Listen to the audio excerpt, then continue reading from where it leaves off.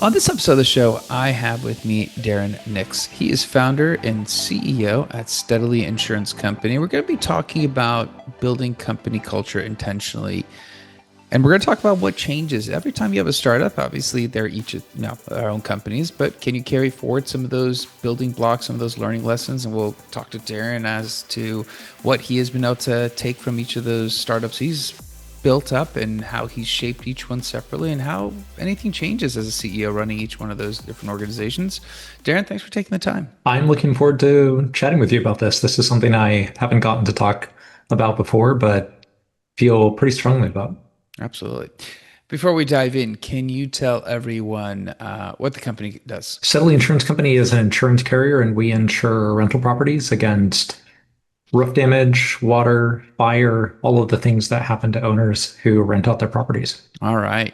So, for context, you are multiple serial founders, so you've done this before, and our discussion was, when you were trying to build company culture, I think it's a harder thing to do than say that I want to build company culture. But maybe actually let's just start really right at the top. When we talk about as a founder trying to build company culture, and then we'll talk about the intentionality behind it. What are you really trying to accomplish? What are you trying to do?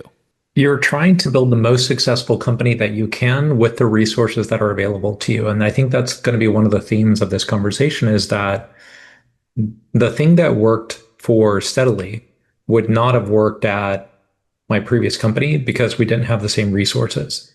So as we talk about company culture, if I make a recommendation, it's not going to be that this will work for everybody. More it's, hey, this is a viable path if the stars align to let this work for you. The second takeaway that I had is on the second page of our culture deck, which says a company's values are shown by who gets hired, fired, and promoted, not by anything else that they say or do.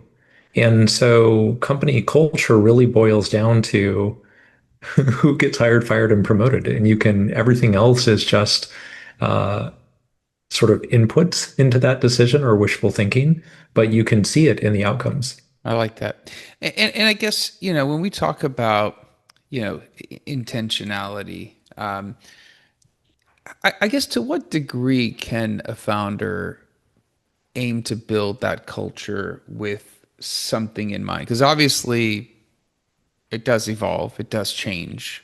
And I think when I hear about intentionality, I kind of think about, well, we have some predisposed concepts, thoughts, and you have to, obviously, you have to have a goal as you just described. But when you talk about that intentionality component of a startup, what does that really reference? What it references is that in the absence of the founders or the leaders of a company intentionally crafting the company into the image of what they want it to be, what will instead become is the average of the cultures of the people that join the company's prior cultures. So I'll say that again in a way that's less of a tongue twister.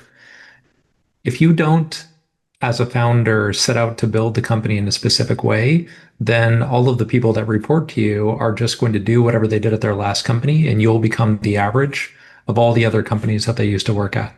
That may be a great thing if you admire all of the companies that they came from before, but if you don't want to be a CVS or a Walgreens, and all the people that you hired were from CVS and Walgreens, then you better do something about it because otherwise your company is going to have the culture of a CVS and a Walgreens. Absolutely. 100% makes sense. When we're talking about the experiences that you've had, obviously you've been a founder multiple times. You have to see success to be able to keep going after and doing this, and that desire to build a company from scratch. Is there a lot, or how much can you carry from one company to the next, especially when it comes to culture? You can carry a lot, and I'll give the brief trajectory of my company. So I started my first company when I was about 27 years old. This was in 2006. Ran that company for 4 years and made so many rookie mistakes that you would expect a mid-20s founder to make in running a company.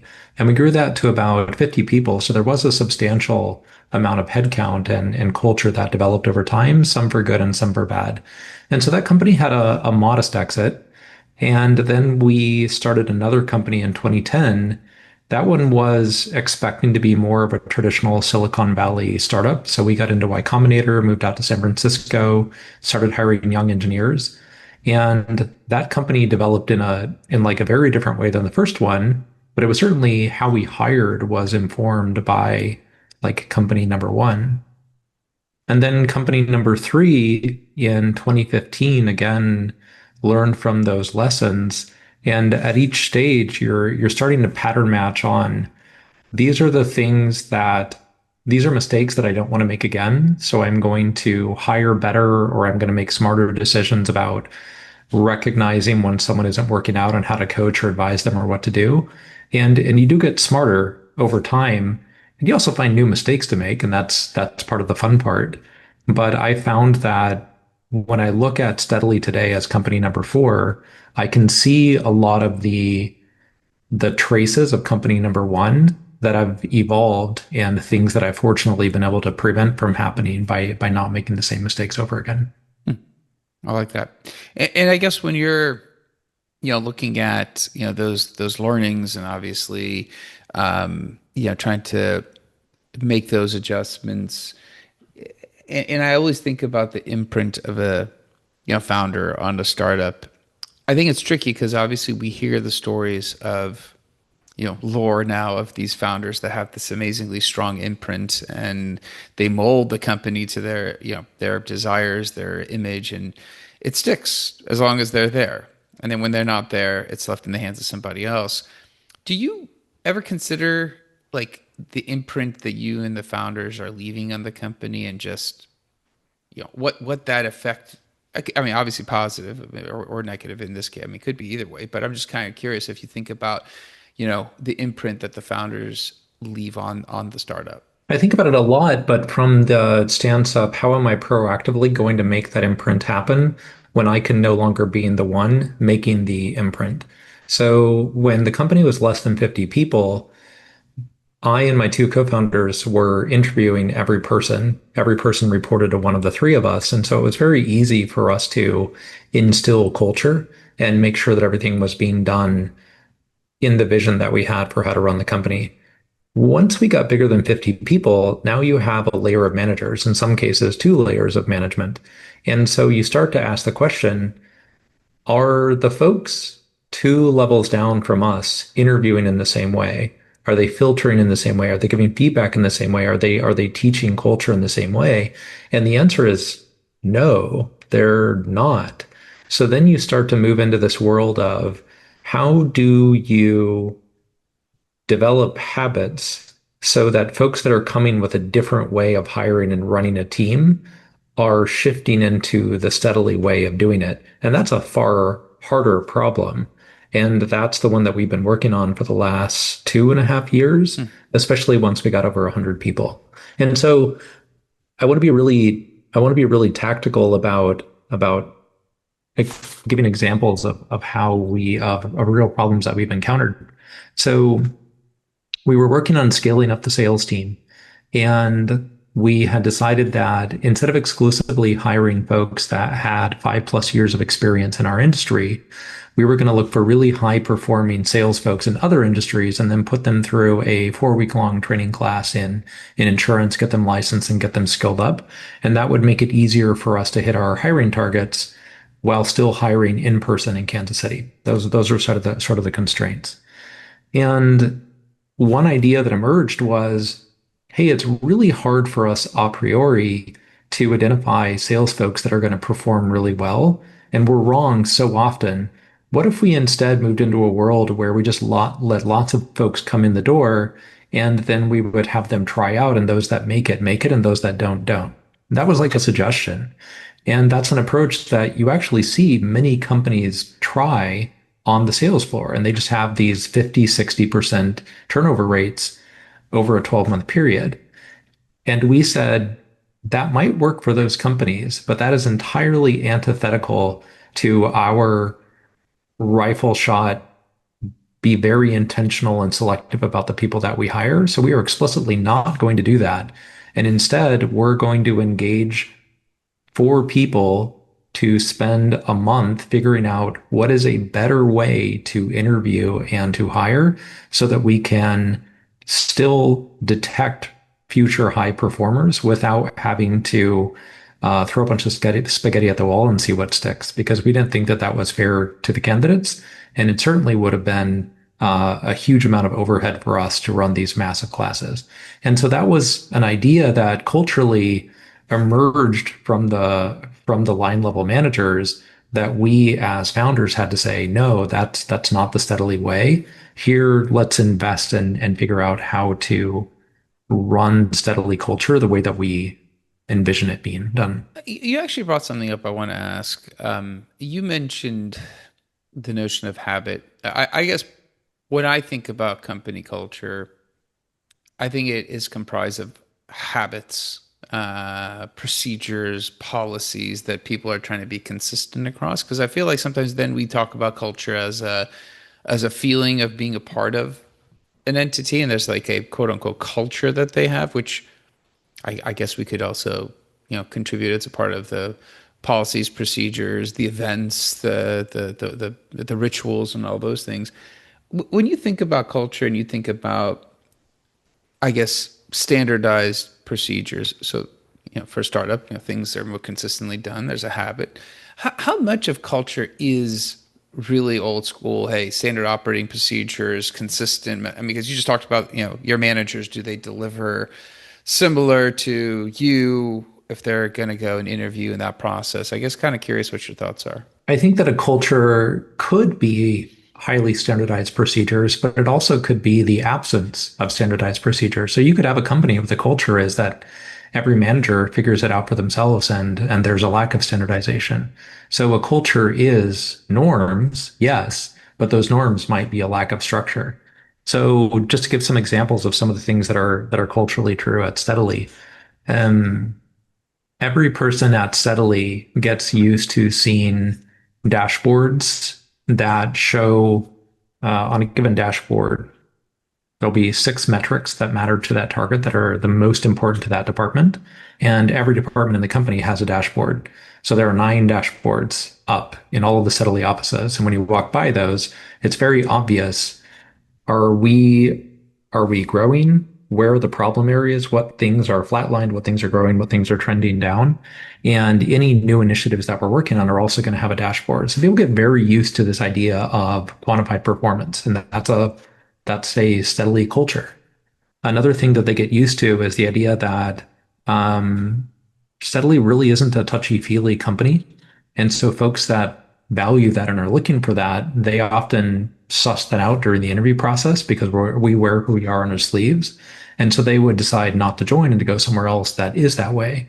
On the other hand, folks that are looking for a high intensity environment with high salary and high expectations and rapid career trajectory, they're attracted to Steadily because that's who we are. So part of instilling culture and of attracting the right people and deterring the wrong folks is to be really upfront and transparent about who we are, good and bad, because the last thing we want is to portray ourselves as a certain type of company. Somebody joins and then they realize, oh, they actually like once I'm on the inside, it actually feels very different than the pitch that I was given during the interview process. And so then they end up leaving. So you save the employee and yourself a lot of heartache if you just are transparent of this is what it's like. And so a lot of our interviewing process boils down to having people experience a day in the life of a Steadling in whatever role they're applying for. Because for the right people, it energizes them and they want to join. And for the wrong folks, they're like, it's really not my cup of tea. And they just kind of evaporate in the hiring process. And that's good for both of us. Hmm. I actually really like that because I think a lot of times, you know, people do say that, and I think a lot of times they do follow through with that. But I also feel like at times, especially when you're trying to land somebody very important to your startup, you might start, you know, painting a picture that fits the narrative of the hire. And I think that does then have a bit of a chain reaction for future hires, because that person's going to come on, will have an opinion, might talk to other people, might actually mention it in an interview. I mean, I'm a former software engineer. I own a recruiting company now, so I hear a lot of these discussions that end up happening.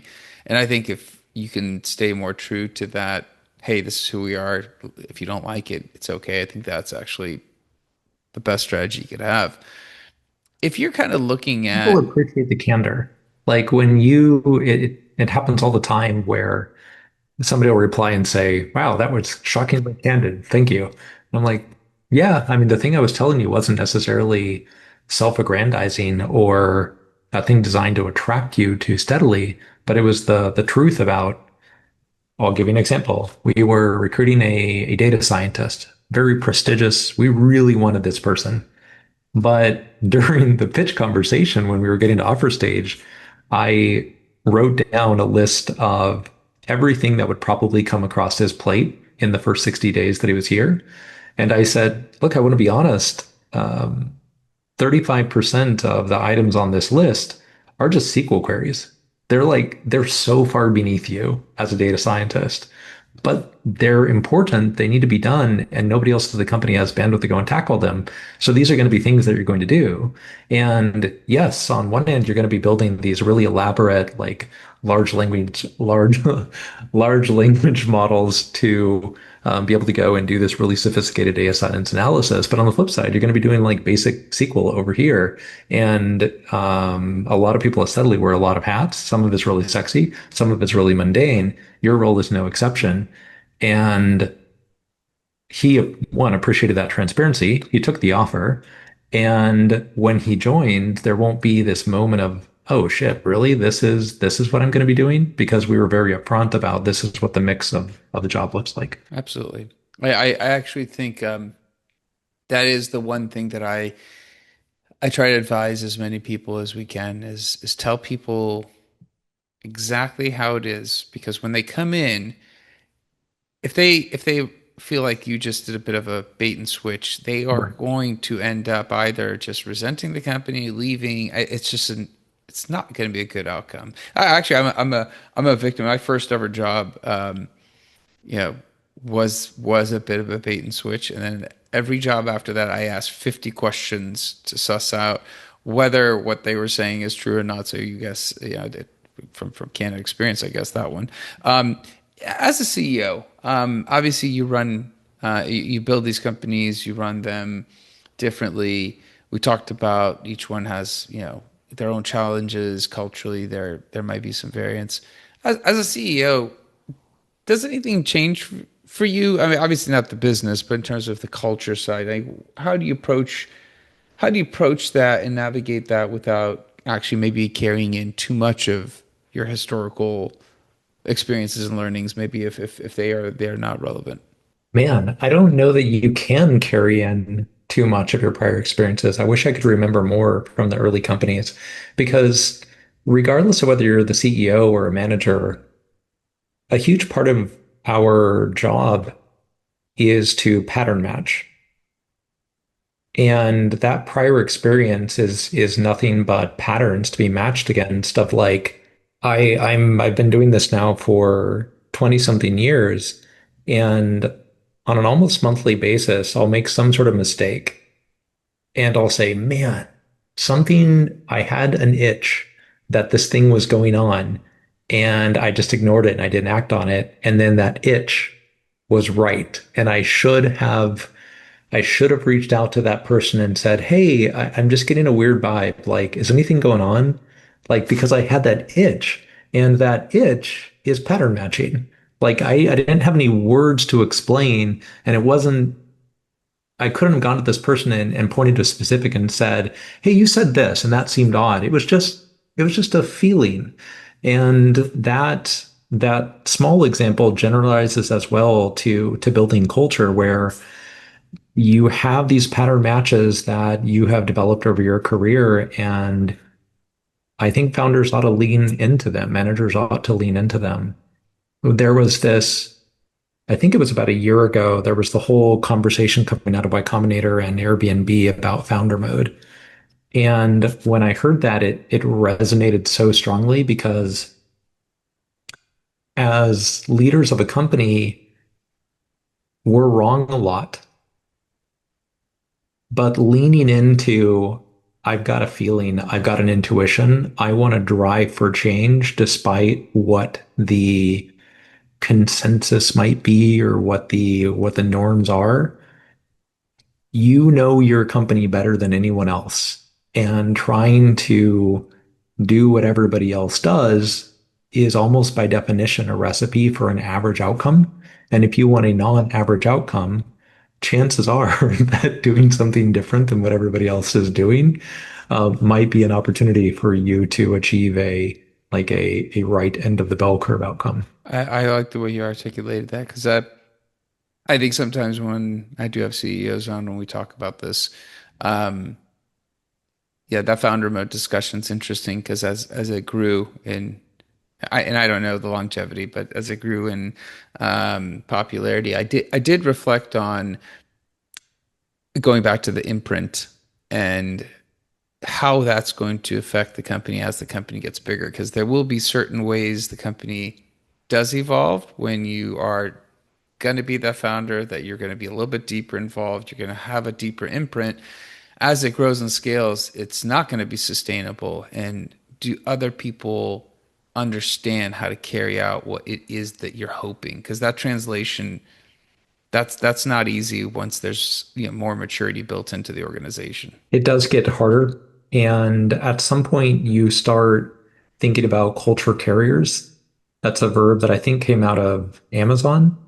And you find folks that weren't part of the founding team, but they have drunk the Kool-Aid.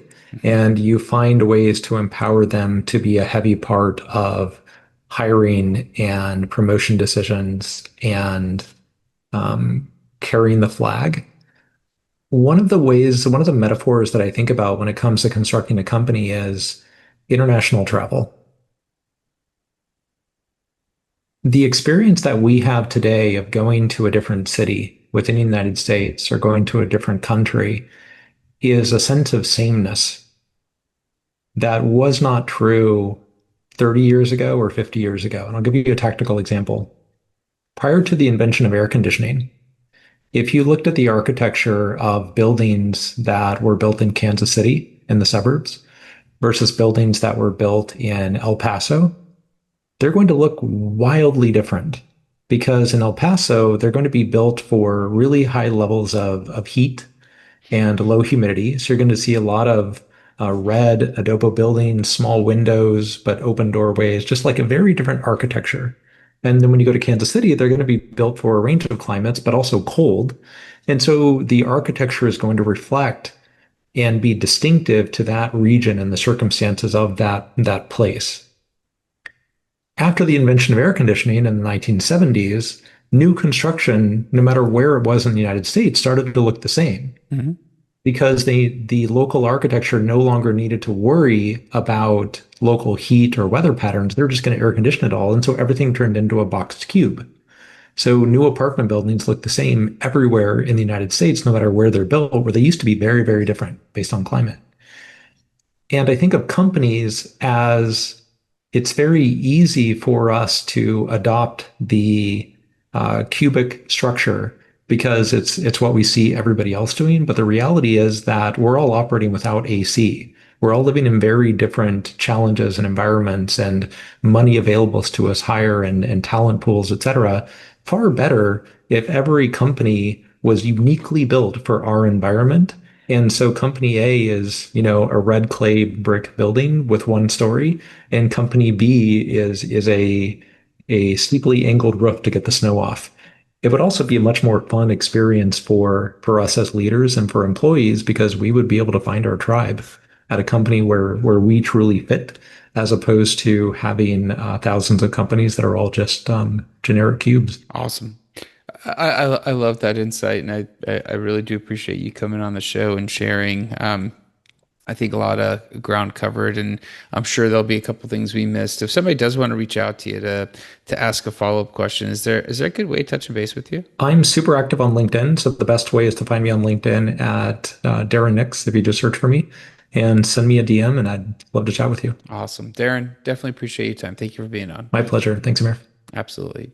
That's it for the episode. Be back again. Different guest, different topic. Until then, two things. One, I think we talked about intentionally building company culture and kind of what that means to Darren, how he approaches it, what he does, taking the learnings from each startup and carrying it through.